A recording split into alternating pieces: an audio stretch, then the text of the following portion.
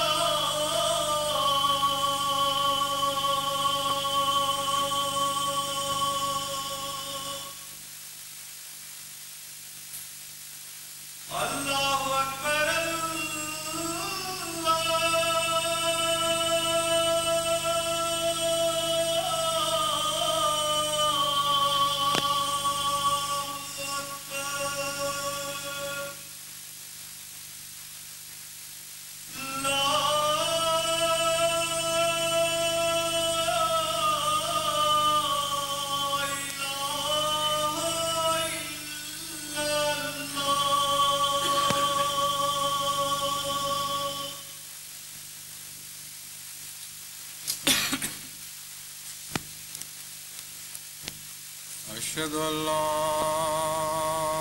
إله إلا الله وحده لا شريك له وأشهد أن محمدا عبده ورسوله. أما بعد فأعوذ بالله من الشيطان الرجيم. بسم الله الرحمن الرحيم.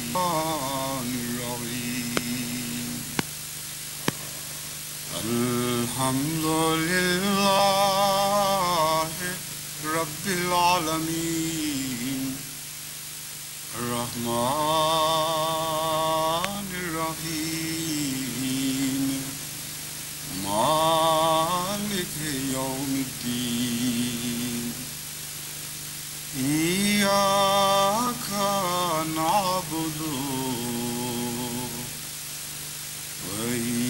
وإياك نستعين اهدنا الصراط المستقيم صراط الذين أنعمت عليهم غير المغضوب عليهم ولا الضالين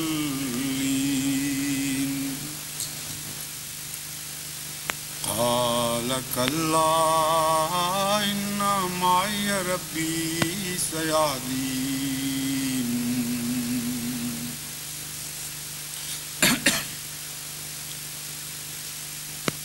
وہ علماء یا علماء کہلانے والے لوگ کیونکہ فی الحقیقت جن صفات کے یہ مبینہ علماء ہیں قرآنی اصطلاح کے مطابق ان پر علماء کا لفظ صادق نہیں آتا. اس لیے میں نے جب کہا کہ وہ علماء مان میرا خیال قرآن کریم کے اس مضمون کی طرف منتقل ہوا جس میں علم کی شرط تقوی رکھ دی گئی ہے، اور علماء کی یہ ایک حیرت انگیز تعریف کی گئی ہے کہ انما یخشی اللہ من عبادہ العلماء، کہ علماء تو وہ ہوتے ہیں جو خدا کے بندوں میں سے اللہ سے سب سے زیادہ ڈرنے والے لوگ ہوتے ہیں. گویا وہی ہیں جو خدا سے ڈرتے ہیں، علماء ہی ہیں جو اللہ کا تقوی اختیار کرتے ہیں. تو علم کی ایسی تعریف کبھی دنیا کی کسی کتاب میں آپ کو نہیں ملی ہوگی کہ علم خود تقوی کا نام ہے، علم خدا کے خوف کا نام ہے. بس رسمی طور پر تو ہمیں علماء کہنا ہی پڑتا ہے، اور آن حضرت صلی اللہ علیہ وآلہ وسلم نے بھی اس امت کے علماء کو علماء ہی کہہ کر مخاطب فرمایا، لیکن ایک شرط کے ساتھ. یہ فصاحت و بلاغت کا حضور اکرم صلی اللہ علیہ وآلہ وسلم کا کرشمہ ہے کہ علمائی نہیں فرمایا، علماء ہم فرما دیا. ان کی نسبت مجھ سے نہیں ہوگی، دنیا کی باتیں ہوں گی، دنیا کے عالم ہوں گے. جہاں تک مذہبی دنیا کا تعلق ہے، جہاں تک مذہبی رسوم کا تعلق ہے، جہاں تک مذہبی اصطلاحوں کا تعلق ہے، وہ علماء نہیں. لیکن دنیا کے علم کے لحاظ سے علماء ہم انہی جیسے ان میں سے بھی علماء ہوں گے. وہ بہرحال یہ اصطلاح کی ضرورت اس لیے درپیش آئی کہ قرآن کریم علم کے ساتھ تقوی کو باندھتا ہے، اور علم کی تعریف میں تقوی داخل فرما دیا گیا ہے. اور اس مضمون کو اور بھی ہر جہت میں اسی طرح پھیلایا گیا ہے، تدبر اور تفکر کے ساتھ بھی تقوی کو باندھ دیا گیا ہے. اور بہت سی ایسی اصطلاحیں ہیں قرآن کریم کی جو باقی دنیا کی اصطلاحوں سے مختلف ہیں. بہرحال یہ علماء ہم جنہوں نے تکذیب کو اپنے رزق کا ذریعہ بنا لیا ہے. قرآن کریم کے بیان کے مطابق کیا تم خدا تعالیٰ کی طرف سے بھیجے ہوئے خدا کے انبیاء کی تکذیب کو اپنے رزق کا ذریعہ بناتے ہو؟ اور یہ رزق کا ذریعہ جو ہے یہ بھی لامتناہی ہے. اللہ تعالیٰ کی عجیب شان ہے، اس کی صفت رزاقیت ہر سمت میں جلوہ دکھاتی ہے. اگر اس کے رزق کے ناپاک ذریعے سے حاصل کرنے کی کوشش کی جائے تب بھی وہ رزق ختم نہیں ہوتا، اور پاکیزہ ذرائع سے تو ختم ہو ہی نہیں سکتا. ایک لامتناہی وجود ہے اللہ تعالیٰ کی صفات کا جو کہیں ختم نہیں ہوتا. منکرین انکار کا رزق کھاتے ہیں اور کھاتے چلے جاتے ہیں، اور نئے نئے راستے ان پر کھلتے چلے جاتے ہیں، اور کوئی ایک ایسی جگہ نہیں آتی کہ وہ کہیں کہ اب خدا کا رزق ہم پر بند ہو گیا ہے. تکذیب کی نئی راہیں نکال لیتے ہیں اور نئے راستے رزق کے کھل جاتے ہیں. چنانچہ آج کل بھی انہوں نے ایک نئی ایجاد کی ہے. وہ کہتے ہیں پاکستان میں تو ہم نے احمدیت کو تباہ کر دیا، بالکل دم گھونٹ کے مار دیا ہے. اب یہ لوگ اپنی جان بچانے کے لیے باہر نکلے ہیں، اور علماء اب ان کا تعاقب کریں گے. امام جماعت احمدیہ بھاگ کے ہاتھوں سے نکل گیا اور اب علماء کو دیکھو کہ وہ کسی طرح اس کا پیچھا نہیں چھوڑیں گے، جہاں جہاں پہنچے گا وہاں جہاں پہنچ کے احمدیت کو ہلاک کر دیں گے۔ اور اس طرح یہ کہہ کر بعض مسلمان حکومتوں کے پاس پہنچے، ان سے پیسے بٹورے، بعض سادہ لو عوام کے پاس جا کے اشتعال دلائے، ان سے پیسے بٹورے، اور جن کو لاہور سے کراچی تک آنے کا سفر خرچ مہیا نہیں ہوا کرتا تھا، فکر کیا کرتے تھے کہاں سے لائیں گے، دیکھیں تہذیب کے نام پر وہ اب لنڈن کے دورے کرنے لگے ہیں، نیو یارک کے دورے کرنے لگے ہیں، کیا کیا دنیا کی نئی نئی جگہیں دیکھنے لگے ہیں۔ لیکن وہی مولوی، وہی ان کی عادات، وہی خصلتیں، وہی زبان، وہی لٹریچر کے عنوانات، وہی سفلا حرکتیں، ایک ذرہ بھی فرق نہیں ہے۔ سرزمین بدل جاتی ہے لیکن عادات نہیں بدلتی۔ جو لٹریچر تقسیم کر رہے ہیں حضرت مسیح موعود علیہ السلام کے خلاف، ان کے عنوانات اس قسم کے ہیں کہ الہامی گرگٹ، اور تمسخر کے عنوانات یہ ہیں کہ مرزا صاحب، یعنی الفاظ نقل کفر نباشد، اللہ کے نطفے سے پیدا ہو۔ یہ ان علماء کی زبانیں ہیں، یہ ان کے معیار ہیں تقویٰ کے، اور پھر رسول اکرم صلی اللہ علیہ وآلہ وسلم کی طرف منسوب ہونے کی کوشش کرتے ہیں۔ ان کی جو شکل و صورت، ان کی حیت قضائی بالکل وہی ہے جو وہاں تھی، اور بیوقوفی کر گئے ہیں یہ کہہ کے کہ ہم باہر نکل کے تعاقب کریں گے، کیونکہ پہلے تو ان کا یہ حال تھا کہ بند قلعوں میں لڑتے تھے، اور قرآن کریم نے ان کا نقشہ خوب کھینچا ہوا ہے کہ جب تک دیواروں کے پیچھے سے ہو کر نہ لڑیں، ان میں جرت نہیں ہے باہر نکل کے لڑنے کی۔ دلائل ان کے پاس تھے نہیں، ناب ہیں۔ اگر دلائل ہوتے تو تشدد کی باتیں کیوں کرتے؟ یہ ایک بنیادی لازوال اصول ہے، اس کو ہمیشہ یاد رکھیں، کبھی یہ تبدیل نہیں ہوا۔ ہمیشہ تشدد پر وہ لوگ اترا کرتے ہیں جن کے پاس دلیل نہیں رہتی۔ یہ انفرادی طور پر بھی ایک حقیقت ہے اور اجتماعی طور پر بھی ایک حقیقت ہے۔ کل بھی ایک حقیقت تھی، آج بھی ہے اور کل بھی یہی رہے گی۔ جب آپس میں جھگڑے چلتے ہیں بچوں کے، اس وقت بھی یہی بات سامنے آتی ہے، جس کے پاس دلیل نہ ہو پھر مارنے پر آ جاتا ہے۔ پہلے گالیاں نکلتی ہیں منہ سے اور پھر پتھر شروع ہو جاتے ہیں۔ تو انبیاء کی تاریخ بھی اسی قسم کے واقعات سے بھری ہوئی ہے۔ شروع میں ذرا نرم بات کرتے ہیں، سمجھانے کی باتیں بھی کرتے ہیں، دلیل سے بھی بظاہر ان کا رستہ بدلنے کی کوشش کرتے ہیں، پھر کچھ دیر کے بعد کہتے ہیں کہ نہیں تم باز آنے والے نہیں، تمہاری ایسی تیسی، تمہیں ہم گالیاں دیں گے، تم پر تمہارے بائیکاٹ کریں گے اور زندگی تم پر حرام کریں گے۔ اور پھر جب سب کچھ نہیں رہتا باقی، پھر قتل کے فتوے، پھر مرتد کی سزا قتل، ان باتوں پر آ جاتے ہیں۔ سارے انبیاء کی تاریخ میں دیکھیں، کبھی انبیاء نے دین چھوڑنے والوں کے اوپر قتل کا فتویٰ نہیں لگایا، اور بلا استثناء تمام انبیاء کے مخالف بالآخر قتل کے فتویٰ، مرتد کی سزا قتل کا اعلان کرنے پر مجبور ہو گئے۔ قرآن کریم بھرا ہوا ہے ان کی تاریخ سے۔ کوئی ایک نبی بھی ایسا نہیں آیا جس کے اوپر مخالفت کا انجام تشدد پر نہ ہوا، اور تشدد بھی پھر انتہائی قسم کا، جلا کر مارنا، مخالف سمتوں سے اعضاء کو کاٹ دینا، اذیتیں دے دے کر ہلاک کرنا، بیویوں کو خامدوں سے الگ کر دینا، خامدوں کو بیویوں سے جدا کر دینا، ہر قسم کے جو مظالم کے رستے سوچے جا سکتے ہیں، یہ دشمن سوچنے پر مجبور ہو جاتا ہے۔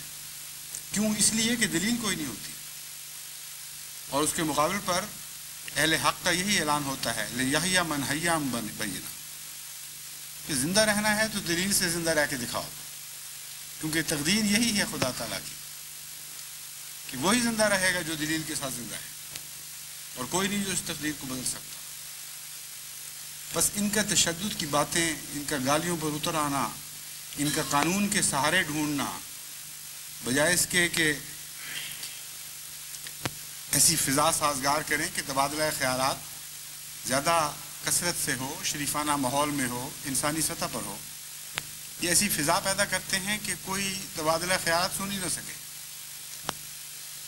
حضرت صلی اللہ علیہ وآلہ وسلم کے متعلق کے زمانے میں یہ کہا کرتے تھے کہ جب قرآن تمہارے سامنے پڑھا جائے تو اس وقت شور بچا دیا کرو، باتیں نہ سنا کرو، کیونکہ جب باتیں سنو گے تو دل پر اثر پڑ جائے گا۔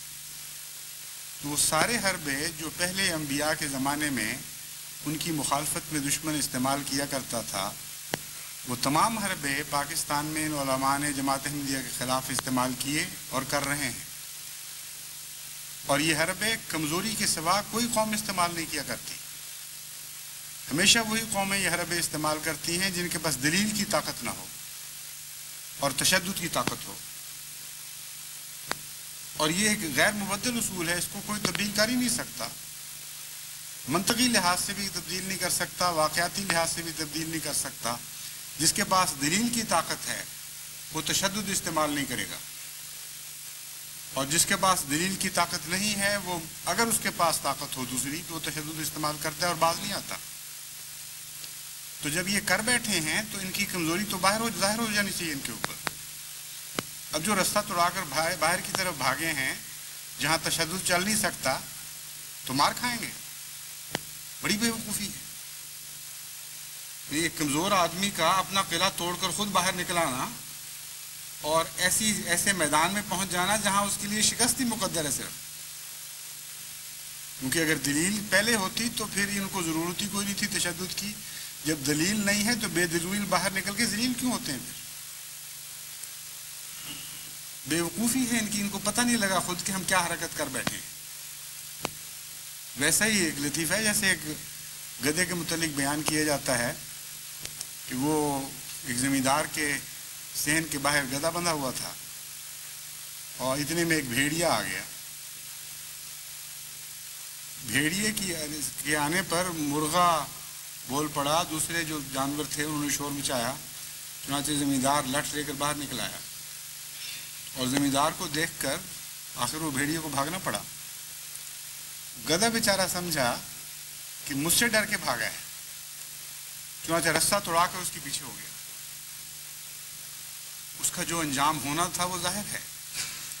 تو جب دلیل تمہارے پاس کوئی نہیں، طاقت کوئی نہیں ہے ایسی جس کے متعلق قرآن فرماتا ہے لِيَحْيَىٰ مَنْ حَيَّ عَن بَيِّنَةٍ، وہی زندہ رہے گا جو دلیل کے ساتھ زندہ رہے، اور جس کے پاس نہیں ہوگی اس کے متعلق فرماتا ہے لِيَهْلِكَ مَنْ هَلَكَ عَن بَيِّنَةٍ۔ دوسری بات بھی سن لو، جو بغیر دلیل کے لڑنے نکلتے ہیں وہ لازماً ہلاک ہو جایا کرتے ہیں، کیونکہ ہلاکت سے دلیل بچایا کرتی ہے۔ تو یہ جن کا نقشہ ہو وہ نکلے ہیں تعاقب کرنے کے لیے، جماعت احمدیہ کو تباہ کرنے کے لیے، دیکھیں تو صحیح کہاں چل کے کہاں تک پہنچتے ہیں یہ۔ جماعت احمدیہ کو جب دلائل کی جنگ لڑنے کی کھل میسر ہو جہاں، وہاں تو قریب نہیں پھٹک سکتے یہ خدا تعالیٰ کے فضل کے ساتھ۔ حیثیت ہی کوئی نہیں ان کے پاس، کچھ ہے ہی نہیں سوائے گالیوں کے اور گند کے، اور اپنے آپ کو کھول رہے ہیں ایسی دنیا میں جہاں کے مزاج ہی مختلف ہے۔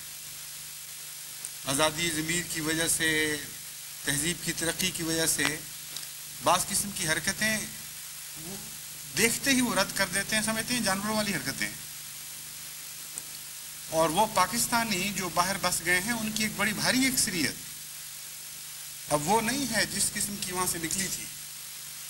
ان کو بھی عادتیں پڑ چکی ہیں اس قسم کی، وہ حیران ہوتے ہیں خود اپنے مولویوں کو دیکھ کر، اور ایک بڑی بھاری تعداد ان علماء کی وجہ سے جماعت کی طرف متوجہ ہو گئی۔ جب ان کے جلسے سنتے ہیں، ان کی تقریریں سنتے ہیں، وہ بھول چکے ہوتے ہیں کہ کس قسم کے لوگ ہم پیچھے چھوڑ کے آئے تھے، حیران ہوتے ہیں کہ یہ کیا زبان ہے، یہ کیا دلیلیں ہیں، اس طرح تم احمدیت کو شکست دو گے؟ اور بجائے اس کے کہ علماء کی باتیں سن کر جماعت سے متنفر ہوں، ایک بڑا طبقہ ان میں جماعت کی طرف متوجہ ہو جاتا ہے۔ ہونا چاہیے اللہ تعالیٰ کی شان ہے کہ جب سے یہ انہوں نے حرکتیں شروع کی ہیں باہر نکل کے جماعت کا مقابلہ، اس کثرت سے پاکستانی احمدی، پاکستانی غیر احمدی احمدیت کی طرف متوجہ ہوئے ہیں کہ بعض تلاش کر کر کے احمدیوں کو پہنچتے ہیں کہ بھی ہمیں تو لوگ یہ بتا رہے ہیں، تمہارے متعلق بتاؤ کیا بات ہے، کیا قصہ ہے۔ ہر سطح پر جہاں داعی اللہ बनने में लोगों ने सुस्ती की थी, वहाँ इन मौलवियों की कोशिशों के नतीजे में जिनको तबलीग करनी है वो खुद पहुँच रहे हैं अहमदियों के पास, उनको झंझोड़ के दाई इल्लल्लाह बना रहे हैं। चुनांचे मुझे रोज़मर्रा ऐसी इत्तलाएँ मिलती हैं कि हम सफ़र कर रहे थे, पता लगा हमें अहमदियाँ हमें पकड़ लिया, बताओ हमें कुछ क्या मज़हब है, क्या बात है, क्या इख्तिलाफ। हमारे घर पर आए, हमसे पूछा, मजलिस में मिले, हमसे पूछा। तो जो तबलीग नहीं करते थे उनसे तबलीग करवाई जा रही है, और उसके नतीजे में जमात अहमदिया में एक नया हौसला पैदा हो रहा है, नया वलवला पैदा हो रहा है, इल्म का एक नया शौक़ पैदा हो रहा है। और फिर जब वो हमें लिखते हैं कि ये एतराज़ हैं, तो लिटरेचर की एक तलब पैदा हो जाती है और हम महसूस करते हैं कि फ़लाँ जगह खला हैं, इस किस्म का लिटरेचर तैयार होना चाहिए। चुनांचे अल्लाह ताला के फजल से लिटरेचर की तैयारी की तरफ गैर मामूली तवज्जो पैदा हो गई है, और हर ज़ुबान में यही हाल है। कसरत के साथ तुर्की ज़ुबान के जानने वाले, यूगोस्लावियन जानने वाले, इटालियन जानने वाले, जर्मन जानने वाले, हर ज़ुबान के बोलने वाले ये भिनक सुन चुके हैं कि कोई वाक़या गुज़र रहा है। कुछ अहमदियत के ऊपर जो मज़ालिम हुए हैं पाकिस्तान में, कुछ उसके नतीजे में, कुछ उलमा के शोर के नतीजे में, कुछ हुकूमत पाकिस्तान ने जो लिटरेचर तकसीम करवाया उसके नतीजे में। और ये भी लोग बड़े ताज्जुब से मुझे लिख रहे हैं कि हम एम्बेसीज़ में, मुख्तलिफ़ सफारत खानों में मुख्तलिफ़ बड़े बड़े अफसरों को जब मिलने जाते हैं तो उनको सब पहले से ही पता होता है। इस कसरत से जमात का प्रोपेगेंडा हुआ है दुनिया में कि आप अरब रुपया भी खर्च करते तो कभी इतने अजीम शान, इतने वसी प्रोपेगेंडा करने में कामयाब नहीं हो सकते।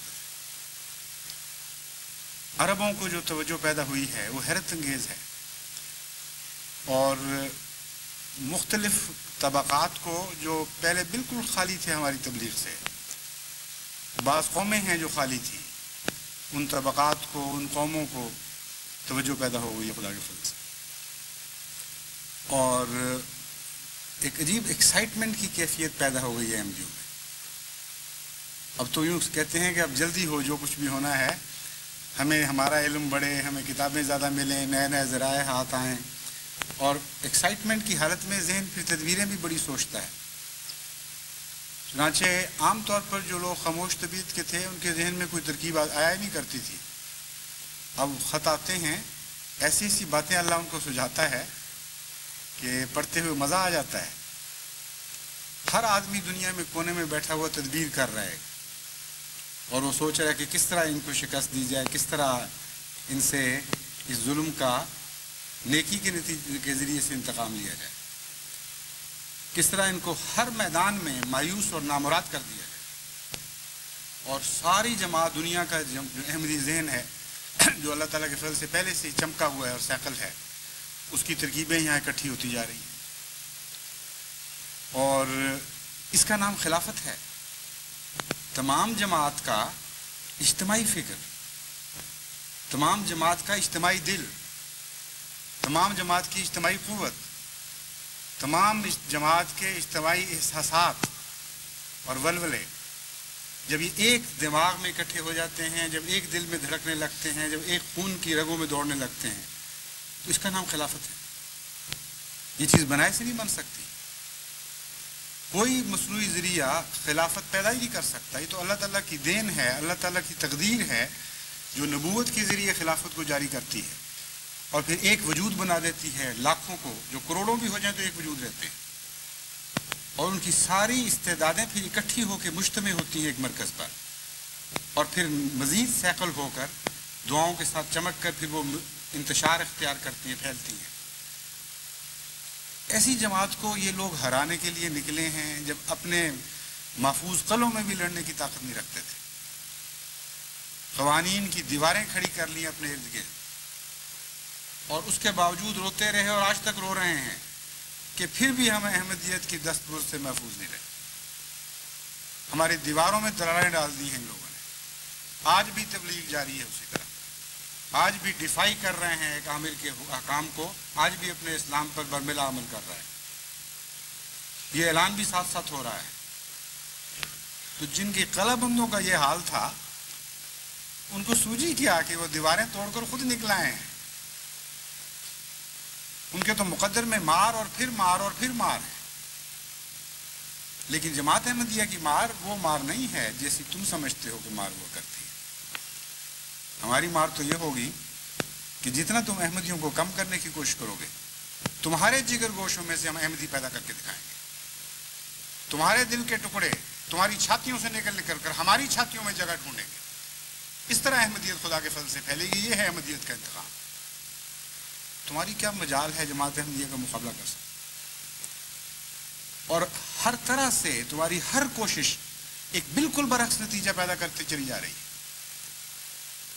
خلافت سے جماعت احمدیہ کو پہلے بھی محبت تھی, پہلے بھی اطاعت کے رنگ میں رنگین تھی, لیکن جتنا تم دکھ دینے میں بڑھ رہے ہو اتنا ان کی محبت ایک نئے دور میں داخل, ایک نئے انقلابی دور میں داخل ہوتی چلی جا رہی.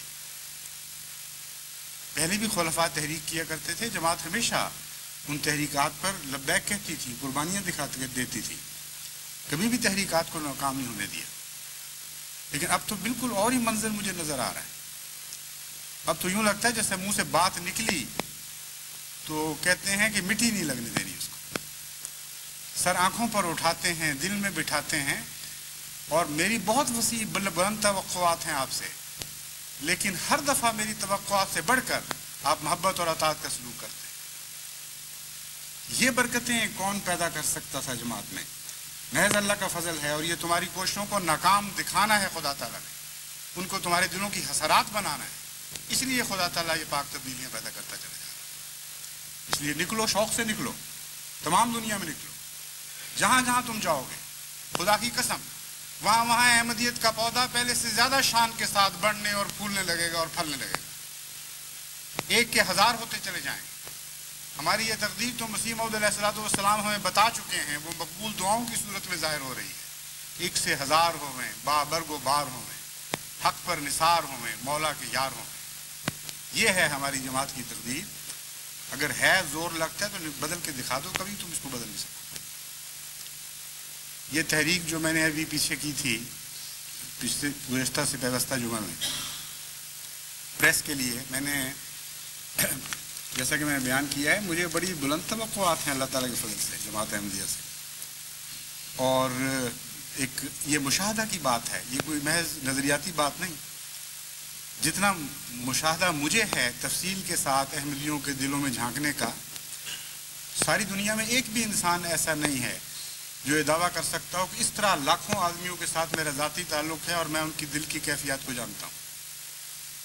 کوئی نظام ہی نہیں ہے جیسا کہیں اور, تو پتہ کس طرح کسی کو لگے. ان کے رسمی تعلقات, ان کے رسمی آپس کے واسطے, خط و کتابت بھی ہو تو سیکرٹریوں کے ذریعے لاکھوں خطوں میں سے شاید 10 کا پتہ چلے کسی کو کہ کیا آیا تھا اور کیا لکھا تھا. سب ڈھکوسلے ہیں, بناوٹیں ہیں. ایک نظام خلافت ہے جو خدا کے فضل سے ایک زندہ اور فعال تعلق رکھتا ہے جماعت احمدیہ سے, اور جماعت احمدیہ ہے جو زندہ اور فعال تعلق رکھتی ہے اپنی نظام خلافت سے.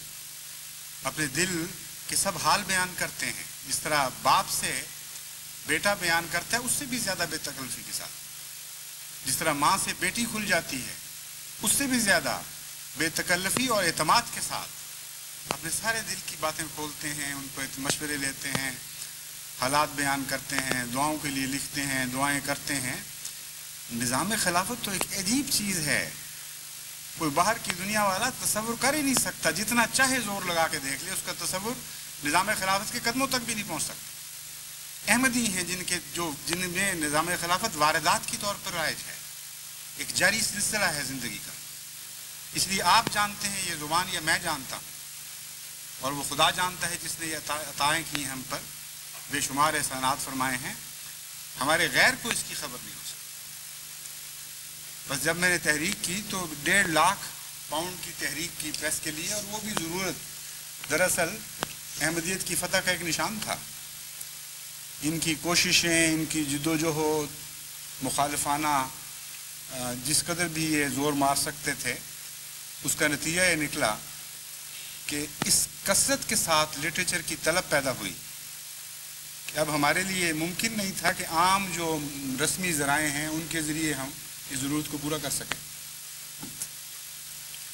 ہر روز نئے خیالات دل میں اٹھتے ہیں، ہر روز نئے نئے مضامین اللہ تعالیٰ عطا فرماتا ہے ساری جماعت کے اجتماعی دماغ، اور اس کے نتیجے میں جس طرح ہمیں پہنچنا چاہیے دو لوگوں تک، اس کے لیے لازمی تھا کہ ہم اپنا ایک جدید پریس، اگر پریس نہیں تو جدید کمپیوٹر سے کتابت کا نظام اپنا اختیار کر لیں. مجھے زیادہ دیر اسی میں لگا کرتی ہے. میں نے زیادہ یہ سوچ کر کہ پہلے یورپین تحریک ہے اور بہت غیر معمولی جماعت نے قربانی کی ہے، 1.5 لاکھ پاؤنڈ کی تحریک کی تھی، اور یہ تو یقین تھا کہ 1.5 لاکھ پورا ہو جائے گا، لیکن یہ خیال نہیں تھا کہ اس تیزی سے جماعت اس طرح فدائیت کے ساتھ پیش کرے گی کہ ابھی 2-3 ملکوں کا بھی پورا چندہ نہیں ملا اور اللہ تعالیٰ کے یعنی وعدے نہیں ملے، اور اللہ تعالیٰ کے فضل سے 1,07,000 پاؤنڈ کے وعدے ہو چکے ہیں. صرف انگلستان کے امیر صاحب نے، لندن کے امیر صاحب نے لندن کی جماعت کی طرف سے 50,000 پاؤنڈ کا وعدہ کیا، اور اس میں سے تفصیلی انفرادی وعدے اب تک 34,000 پاؤنڈ کے مل چکے ہیں، اور ابھی لندن کی بھاری اکثریت باقی ہے حصہ لینے والی. اور انگلستان کی جماعتوں کو چونکہ خطبہ دیر سے پہنچا، ابھی وہاں سے پوری رسپانس شروع نہیں ہوئی، اور ان کے بھی غالباً 14,000 پاؤنڈ کے صرف ابھی تک آئے ہیں وعدے، اور صرف انگلستان کے ہی گویا کہ 64,000 پاؤنڈ کے وعدے ہو چکے ہیں، اور باقی جیسا کہ میں نے بیان کیا ابھی آنے والے ہیں. امریکہ پڑا ہوا ہے، کینیڈا پڑا ہوا ہے، پاکستان پڑا ہوا ہے، بہت سے گلف کے علاقے خالی پڑے ہوئے ہیں ابھی تک، آسٹریلیا ہے، انڈونیشیا ہے، تمام افریقن ممالک ہیں. تو ابھی تو جماعت کا ایک بہت ہی معمولی جز ہے جس نے حصہ لیا ہے، اور جیسا کہ میں نے بیان کیا ہے 1 لاکھ پاؤنڈ سے اوپر وعدے ہو چکے ہیں، اور وصولی بھی تیزی کے ساتھ ساتھ جاری ہے. اس لیے اس میں تو کوئی وہم کا سوال ہی کوئی نہیں کہ 1.5 لاکھ پورا ہوگا یا نہیں ہوگا. مجھے توقع ہے کہ انشاءاللہ 1.5 لاکھ بھی پورا ہوگا، اور آگے جو یہ فکر تھی کہ اس کے رننگ ایکسپنسز، ماہانہ اخراجات کیسے چلیں گے، وہ بھی انشاءاللہ مزید تحریک کی ضرورت نہیں پڑے گی، اسی تحریک سے ہی اللہ تعالیٰ ان کا بھی انتظام فرما دے گا. تو یہ ساری برکتیں ہیں اسی مخالفت کی، یعنی ویسے تو اللہ کے فضل کی برکتیں ہیں، مگر مخالفت نے بھی ایک حصہ لیا ہے اس میں، کیونکہ یہ ہو نہیں سکتا کہ آپ کے نام پر آپ کو دکھ دے کر رزق کما رہے ہیں اور ہمارا رزق نہ ساتھ بڑھ رہا ہو. اس لیے ہمارا رزق تو بڑھنا ہی بڑھنا ہے. جب یہ اپنا ناپاک رزق بڑھاتے ہیں تو اللہ تعالیٰ ہمارا پاک رزق بڑی شدت کے ساتھ بڑھانے لگتا ہے. اور یہ ہو نہیں سکتا اس کے رزق کی دوڑ میں اللہ تعالیٰ جماعت کے طیب رزق کو ان کے غیر طیب رزق سے پیچھے رہنے دے. اس رزق نے آگے آگے ہی بڑھنا ہے اللہ کے فضل کے ساتھ.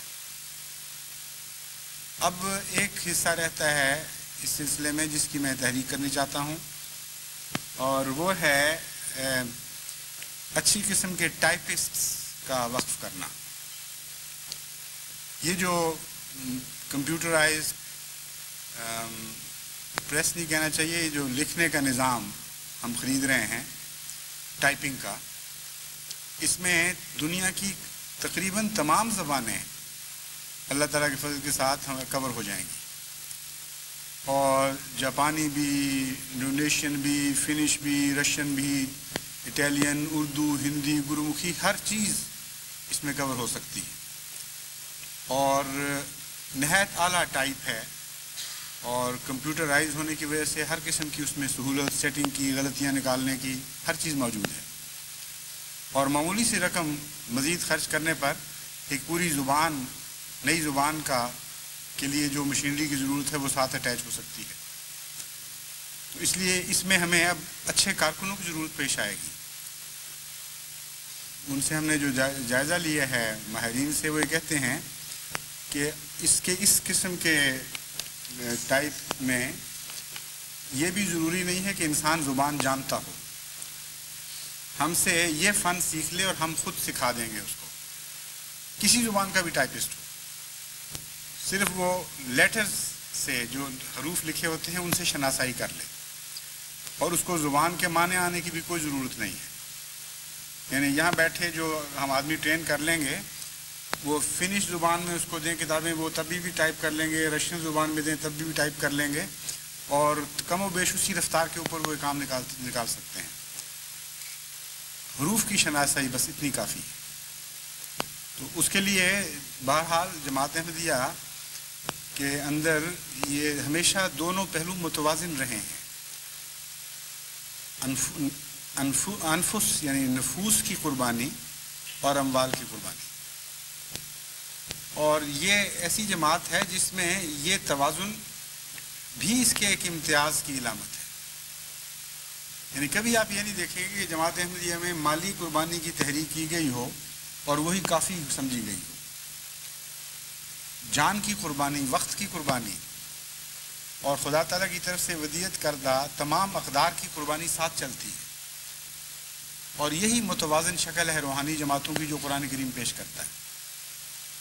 اگر یہ چیزیں ساتھ نہ ہوں تو پھر تو مرسنری اس قسم کے لوگ بن جائیں، یعنی پیسے کے ذریعے کام چلانے والے یا پیسے کے ذریعے اپنی خدمات پیش کرنے والے. اور اس کے نتیجے میں یہ جو کہ روح ہے جماعت کی کہ وقت ساتھ چل رہا ہے، وقت کا وقت، خواہ وہ جزئی ہو خواہ وہ ساری عمر کا ہو، اس کے نتیجے میں ایک مخفی دولت ہے جماعت کی جو اعداد و شمار میں ظاہر کی نہیں جا سکتی. کروڑوں روپیہ کا اگر چندہ ہے تو کروڑ روپے کا وقت ہے جماعت احمدیہ کا، اور ان کی صلاحیتیں ہیں جو دنیا کے معاوضے کے بغیر استعمال ہو رہی ہیں. اگر ان ساری صلاحیتوں کو آپ خریدیں تو کم سے کم 3 گنا زیادہ روپے کی ضرورت ہے، اور یہ جو میرا اندازہ ہے یہ محفوظ اندازہ ہے. بس جماعت احمدیہ تو نیکیوں کا ایک آئس برگ ہے جس کا 1/3 ظاہر ہو رہا ہوتا ہے اور 2/3 سمندر میں چھپا ہوا ہوتا ہے. دیکھنے والا سمجھتا ہے کہ بس اتنی سی چوٹی ہے، حالانکہ قانون قدرت نے اس کا 2/3 حصے کو چھپایا ہوا ہوتا ہے نظر سے. تو بعض لوگ بدیوں کے آئس برگ ہوتے ہیں، وہ جتنا ظاہر کرتے ہیں اس سے زیادہ بدیاں دل میں چھپی ہوئی ہوتی ہیں. چنانچہ قرآن کریم فرماتا ہے ما تخفی صدورہم اکبر. ایسے لوگوں کے دلوں نے جو بدیاں چھپائی ہیں وہ اس سے زیادہ ہوتی ہیں جو منہ سے بول رہے ہوتے ہیں. اور کچھ لوگ نیکیوں کے آئس برگ ہوتے ہیں، وہ خدا کی راہ میں جتنا پیش کرتے ہیں اس سے بہت زیادہ ہے جو مخفی طور پر دے رہے ہوتے ہیں، اور دنیا کو پتہ ہی نہیں لگ سکتا کہ وہ کیا واقعہ ہو رہا ہے. چنانچہ جماعت احمدیہ کی ساری تاریخ میں ہر خدمت میں یہ حصہ ایک نمایاں حصہ ہے جو دراصل برکتوں کو ضامن ہے. اور علاوہ اس وقف کے ساری جماعت مسلسل اپنے وقت کو خرچ کر رہی ہے خدا تعالیٰ کی خاطر. اور ان انگنت قطرات کی ہر لمحہ ہونے والی یا ہر روز ہونے والی قربانیوں کو اگر آپ شمار کر لیں اور کنورٹ کر لیں پیسوں میں تو جماعت ایک بہت ہی عظیم الشان دنیا کی طاقت کے طور پر ابھر سکتی ہے. اور یہی وجہ ہے کہ لوگ روک کھاتے ہیں. لوگ کہتے ہیں کہ بڑا پیسہ ہے جماعت کے پاس، اور احمدی بیچارے سادگی میں کہتے ہیں کہ نہیں ہم تو بڑی غریب جماعت ہیں اور بس کہاں سے پیسہ. بھی تم کہاں سے غریب جماعت ہو گئے؟ تمہاری ساری مجموعی طاقت جو ہے وہ ایک عظیم طاقتور جماعت کی طاقت ہے. اور اس پر مستضاد یہ کہ اللہ تمہارا ضامن ہے، خدا کی رحمت اور حفاظت کا سایہ تمہارے سروں پر ہے. تم سے زیادہ امیر جماعت دنیا میں ہو ہی کوئی نہیں سکتا. اس لیے کہا کرو کہ ہاں ہم ہیں، لیکن اس سے زیادہ ہیں جتنا تم سمجھ رہے ہو. ہمارے پیچھے تمام دنیا کے خزانوں کے مالک کی طاقتیں بھی شامل ہیں. دنیا کے سب سے قوی ہستی، بلکہ کائنات کی سب سے قوی ہستی، وہ جو قوتوں کا سر چشمہ ہے، جس نے سب کچھ پیدا کیا، وہ ہماری پشت پناہی کر رہا ہے. اس لیے ہم نہ غریب جماعت ہیں نہ کمزور جماعت ہیں. اللہ تعالیٰ کے فضل کے ساتھ ہم نے لازماً آگے سے آگے بڑھتے چلے جانا ہے. کوئی دشمن نہیں پیدا ہوا، نہ ہوگا آپ کے دیکھنے میں. نہ آپ کی اولادیں ایسا دشمن دیکھیں گی جو آپ پر غالب آ سکے یا آپ کی اولادوں پر غالب آ سکے. میں خدا کی قسم کھا کے کہتا ہوں جس کے قبضہ قدرت میں میری جان ہے، قیامت تک یہی ہے تقدیر خدا کی جو جاری ہو چکی ہے اور جاری رہے گی. آپ نے بہرحال بڑھنا ہے، ہر حالت میں بڑھنا ہے، دکھوں میں بھی بڑھنا ہے، سکھوں میں بھی بڑھنا ہے. اندھیروں میں بھی بڑھنا ہے، روشنیوں میں بھی بڑھنا ہے، تکلیف میں بھی بڑھنا ہے، راحت و آرام میں بھی بڑھنا ہے۔ بڑھنا آپ کا مقدر ہے، اور یہ وہ مقدر ہے جسے دشمن آپ تبدیل نہیں کر سکتے۔ بس وقت کی یہ چھوٹی سی تحریک بھی میں کرتا ہوں کہ جو اگر وہ کوئی ایسے دوست ہوں جو ٹائپ کا کام جانتے ہوں اور بے شک ریٹائر ہو چکے ہوں، ان کے اندر خدا تعالیٰ نے صلاحیت بخشی ہو محنت کی، تو ایسے دوست وقف کریں اور ان کو پھر ہم ٹریننگ دیں گے خود۔ اور میرے ذہن میں یہ نقشہ ہے، جس قسم کا کام جماعت کا پھیل رہا ہے لٹریچر میں، کہ ہمیں 8 گھنٹے کی شفٹ کی بجائے بہت جلد 24 گھنٹے کی شفٹ کے طور پر 24 گھنٹے کام لینا پڑے گا اس مشین سے۔ تو کم از کم ہمیں 3 شفٹیں چاہیے کہ ایک ٹائپسٹ آئے تو جگہ چھوڑے تو دوسرا اس کی جگہ آ جائے، پھر اس کی جگہ تیسرا آ جائے، اور اس طرح 3 یا 4 یا جتنی دیر بھی ہم معلوم کر لیں گے کہ زیادہ ایفیشنسی کے ساتھ کوئی شخص ٹائپ کر سکتا ہے، اتنے آدمی ہم رکھیں۔ ضروری نہیں کہ 8 گھنٹے کی شفٹ ہی ہو۔ اگر 3 گھنٹے میں بھرپور کام ملتا ہے تو 3 گھنٹے کے بعد بدلنا پڑے گا۔ تو ہمیں ایک ٹیم چاہیے، اور ایک کمپیوٹر کے ماہر کی ٹیم، کمپیوٹر کا ماہر بھی چاہیے جو اوور آل نگرانی کرے اس کی۔ اور اللہ کے فضل سے پھر دیکھیں آپ کہ کس طرح ساری دنیا میں لٹریچر پھیلتا ہے۔ اب آپ تیاری کریں اپنی دعوت اللہ میں بھرپور حصہ لینے کی۔ پہلے جو یہ شکوے ہوا کرتے تھے کہ جی ہمارے پاس ہے کچھ نہیں دینے کے لیے، وہ دینے کے لیے بہت کچھ خدا نے تیار کروا دیا ہے اور ہو رہا ہے۔ بس اب آپ تبلیغ شروع کریں، جس قوم کا آدمی آپ کو ملے گا انشاءاللہ اس قوم کا لٹریچر آپ کو مہیا کر دیا جائے گا۔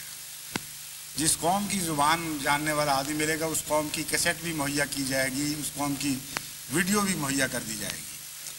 اور خدا کے فضل سے ان چیزوں کا ابھی سے، حالانکہ ابھی آغاز ہے، بہت ہی اچھا پھل ہمیں ملنا شروع ہو گیا ہے، اور بیتوں میں ساری دنیا میں بہت نمایاں اضافہ ہے الحمدللہ رب العالمین۔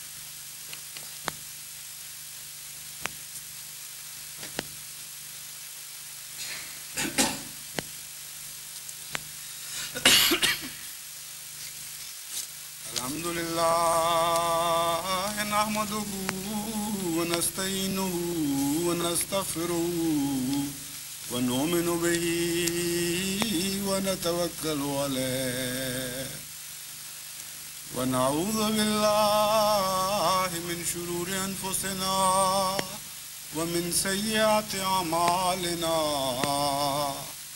من یهده اللہ فلا مضل له ومن یضللہ فلا هادی له ونشهد ان لا اله الا الله وحده لا شريك له ونشهد ان محمدا عبده ورسوله عباد اللہ رحمكم اللہ ان اللہ یامر بالعدل والإحسان وإیتاء ذی القربى وینہی عن الفحشاء والمنکر والبغی یعظکم لعلکم تذکرون اذکروا اللہ یذکرکم وادعوه يستجب لكم ولذكر الله أكبر